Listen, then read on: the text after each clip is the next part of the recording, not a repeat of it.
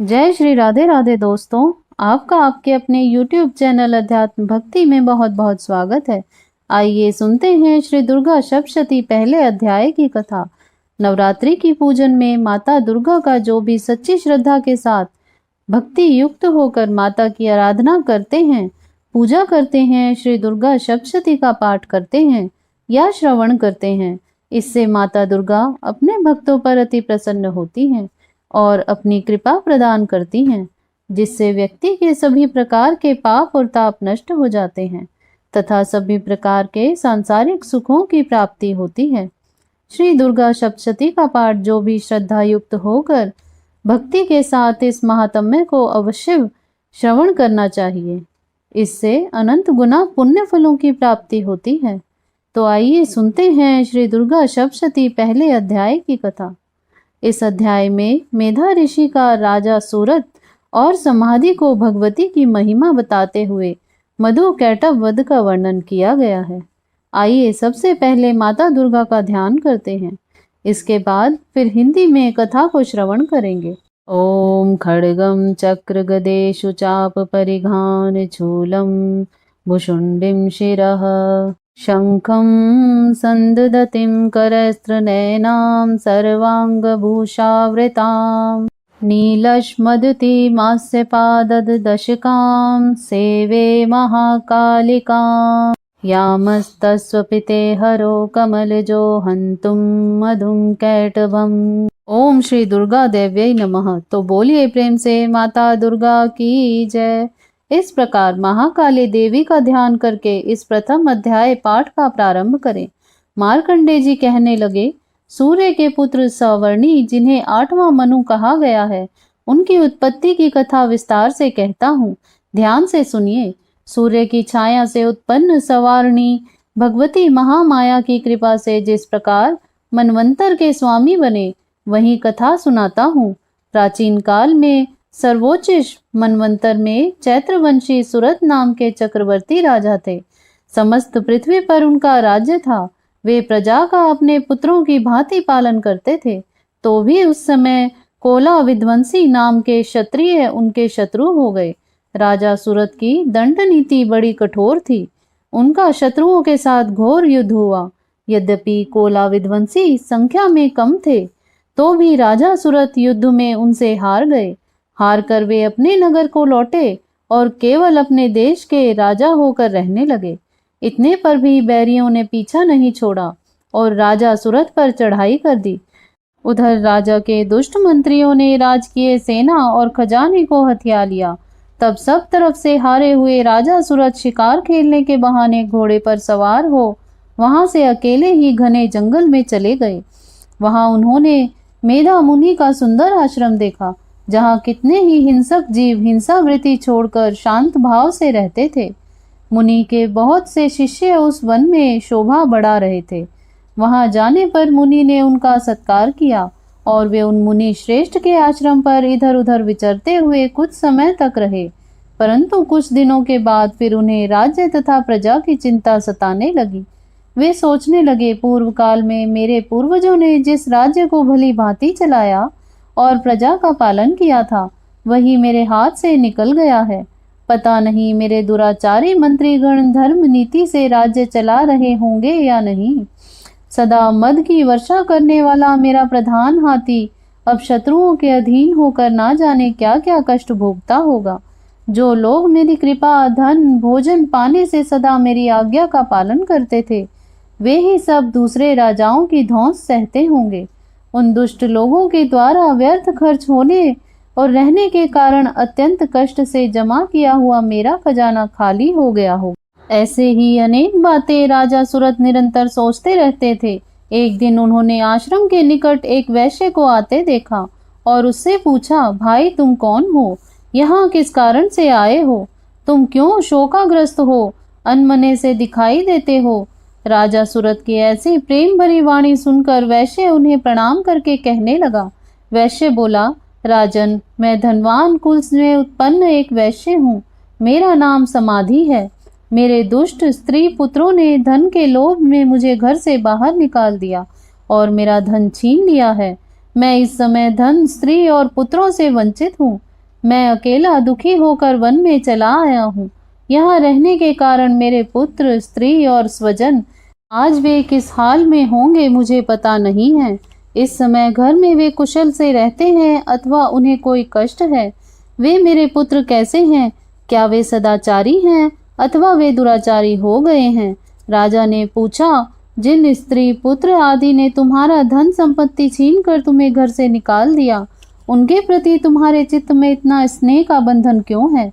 वैश्य बोला, आप मेरे विषय में जैसी बातें कहते हैं वह वास्तव में ठीक हैं, किंतु क्या करूं? मेरा मन निष्ठुर नहीं हो पाता। जिन पुत्र आदि ने धन के लोभ में पड़कर मुझे घर से निकाल दिया है, उन्हीं के प्रति मेरे हृदय में इतनी ममता है। महामते, गुणीहीन बंधुओं के प्रति मुझ में इतनी आसक्ति क्यों है? इस बात को मैं जानकर भी नहीं जान पाता। उनके लिए मैं लंबी सांसें ले रहा हूँ और मेरा हृदय दुखी हो रहा है।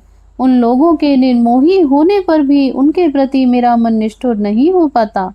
इसके लिए क्या करूं? मार्कंडे जी बोले, हे मुनि श्रेष्ठ।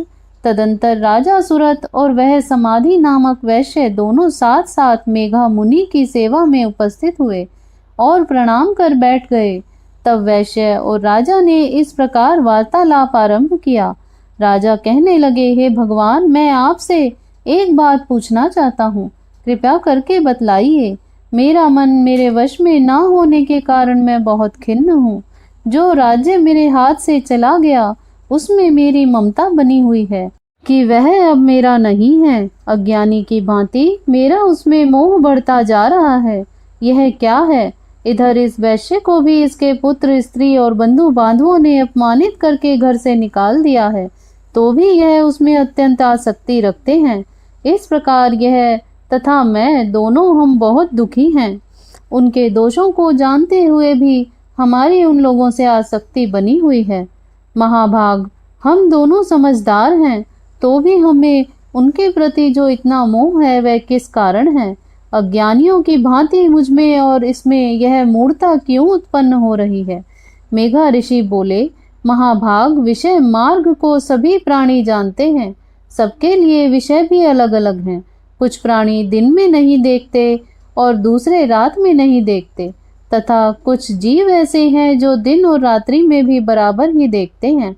यह ठीक है कि मनुष्य समझदार होते हैं, किंतु केवल उनमें ही नहीं, पशु, पक्षी, मृग आदि में भी मनुष्य की तरह ज्ञान होता है। यह स्थूल ज्ञान होता है तथा मनुष्यों की तरह पशु पक्षी आदि में आहार, निद्रा और मैथुन आदि की इच्छा उत्पन्न होती है। समझ होने पर भी इन पक्षियों को देखो, ये स्वयं भूखे होते हुए भी मोहवश बच्चों की चोंच में कितने चाव से अन्न के दाने डाल रहे हैं। इसी प्रकार मनुष्य समझदार होते हुए भी वृद्धा अवस्था में हमारा पालन पोषण करेंगे, इस इच्छा से पुत्रों की अभिलाषा करते हैं। क्या तुम यह नहीं देखते कि पुत्र आदि उनका भरण पोषण नहीं भी करते तो भी माता पिता तो करते ही हैं, क्योंकि सृष्टि को जीवित रखने के लिए वंश परंपरा चलती रहे। इस उद्देश्य से भगवती महामाया ने समस्त जीवों को मोह के गहरे गर्त में गिरा दिया है। इसलिए इससे आश्चर्य नहीं करना चाहिए।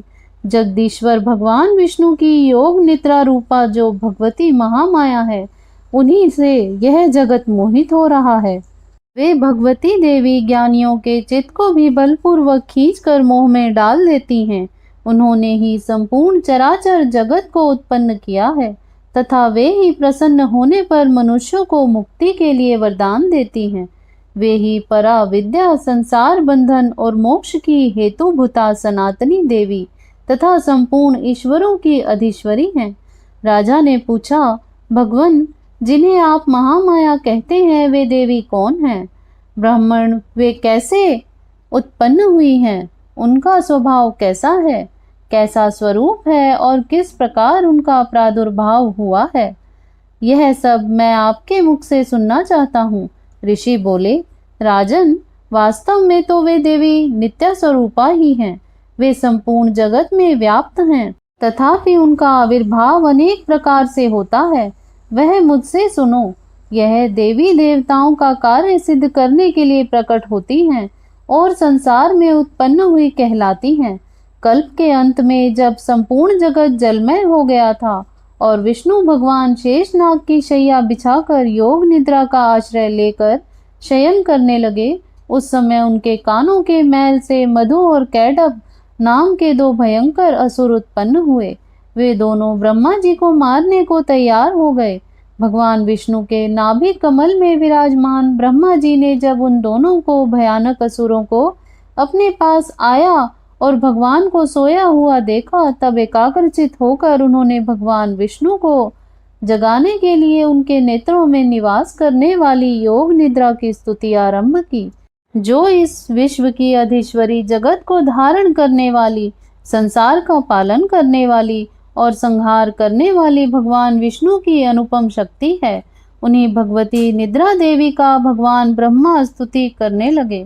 ब्रह्मा जी बोले, देवी तुम ही स्वाहा, देवताओं को पालने वाली, तुम ही स्वधा, पितृगण को पोषण करने वाली, और तुम ही वषटकार, यज्ञ में देवताओं को बुलाने के लिए मंत्र रूप हो। स्वर भी तुम्हारे स्वरूप हैं, तुम ही जीवनदायिनी सुधा हो। नित्य अक्षर प्रणव में आकार, उकार, मकार, इन तीन मात्राओं के रूप में तुम ही स्थित हो, तथा बिंदु रूपा नित्य अर्ध मात्रा भी तुम ही हो। देवी तुम ही संध्या, सावित्री तथा संसार की जननी हो। मातेश्वरी, विश्व की पालन करता, उत्पन्न करता और संहार करता तुम ही हो। जगन्मयी देवी, इस जगत की उत्पत्ति के समय तुम सृष्टि रूपा हो, पालन काल में स्थिति रूपा हो तथा कल्पांत के समय संहार रूप धारण करने वाली हो। तुम ही महाविद्या, महामाया, महामेधा, महास्मृति, महामोह रूपा, महादेवी और महासुरी हो। तुम ही समस्त चराचर के तीनों गुणों सत्व, रज, तम को उत्पन्न करने वाली प्रकृति हो। भयंकर काल रात्रि, महारात्रि और मोहरात्रि भी तुम ही हो। तुम ही श्री, तुम ही ईश्वरी, तुम ही ह्रीम, तुम ही बोध स्वरूपा बुद्धि हो। लज्जा, पुष्टि, तुष्टि, शांति और क्षमा भी तुम ही हो। तुम खड़ग धारणी, शूल धारणी, घोर रूपा तथा गदा, चक्र, शंख और धनुष धारण करने वाली हो। बाण, भुषुंडी और परिघ, ये सभी तुम्हारे अस्त्र हैं। तुम में ही सर्वाधिक सौम्यता है।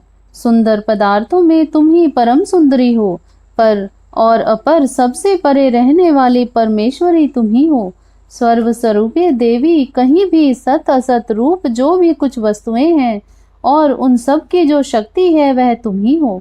ऐसी अवस्था में तुम्हारी स्तुति क्या हो सकती है।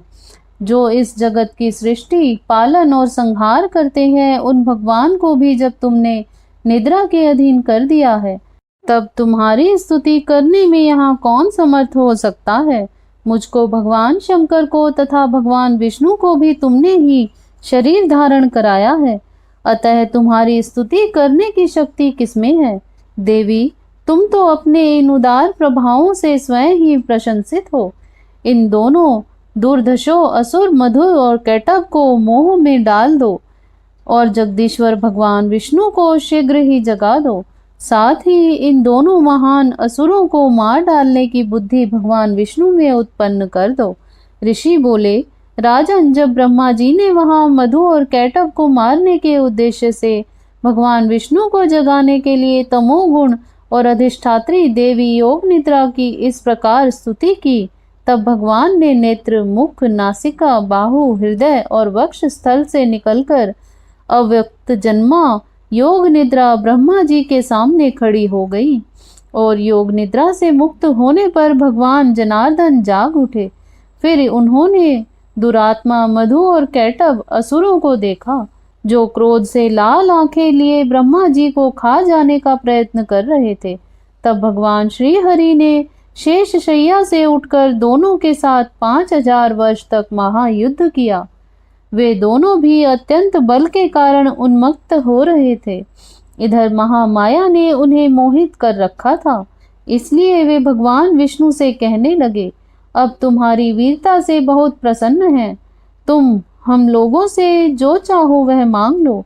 भगवान विष्णु ने कहा, यदि तुम दोनों मुझ पर प्रसन्न हो और वर देना चाहते हो तो बस दोनों मेरे हाथ से मौत स्वीकार कर लो। बस इतना सा ही मैंने वर मांगा है, मुझे और कोई वस्तु नहीं मांगनी है। ऋषि बोले। भगवान विष्णु की यह बात सुनकर दोनों असुर महान आश्चर्य में पड़ गए। वे आपस में कहने लगे, हम तो ठगे गए हैं। तब उन्होंने चारों ओर सृष्टि दौड़ाई और उन्होंने संपूर्ण जगत से जल ही जल देखा। कहीं प्राकृतिक भूमि नहीं दिखाई दे रही थी। तो उन्होंने अपने बचाव के लिए एक युक्ति सूझी। वे कहने लगे, हे विष्णु, हम तुम्हें इस शर्त के साथ वर देते हैं कि तुम हमारा वध ऐसे स्थान पर करोगे जहां पृथ्वी जल में डूबी हुई ना हो, जहां सूखा स्थान हो। ऋषि कहने लगे, तब तथास्तु कहकर शंख चक्र और गदा धारण करने वाले भगवान विष्णु ने अपनी जांघें फैलाकर इतनी विशाल कर ली कि जल पर भी भूमि दिखाई देने लगी। तब उन्होंने मधु कैटभ को बुलाकर कहा, तुम्हारी इच्छा अनुसार यह शुष्क स्थान है, अब वध के लिए अपने सिर दे दो। तब वे असुर भगवान की जांघों पर आकर लेट गए और भगवान ने सुदर्शन चक्र से उनकी गर्दनें काट दी। इस प्रकार से ये देवी महामाया ब्रह्मा जी की स्तुति करने पर स्वयं प्रकट हुई थी। अब उनके प्रभाव का वर्णन करता हूँ, ध्यान से सुनो। इस प्रकार से श्री मार्कंडे पुराण साबर्णिक मन मंत्र की कथा के अंतर्गत देवी महात्म्य में मधु कैटभ वध नामक पहला अध्याय पूरा हुआ। तो बोलिए प्रेम से दुर्गा माता की जय, महाकाली महालक्ष्मी माँ सरस्वती माता की जय। ऐसे ही ज्ञानवर्धक जानकारियाँ प्राप्त करते रहने के लिए, आगे के अध्यायों को सुनने के लिए यदि आप चैनल पर पहली बार आए हैं तो चैनल को सब्सक्राइब कर लें, ताकि आने वाली वीडियो की नोटिफिकेशन आपको समय से मिलती रहे। वीडियो को लाइक करें, शेयर करें। सुखी रहें, स्वस्थ रहें। जय श्री राधे राधे। धन्यवाद।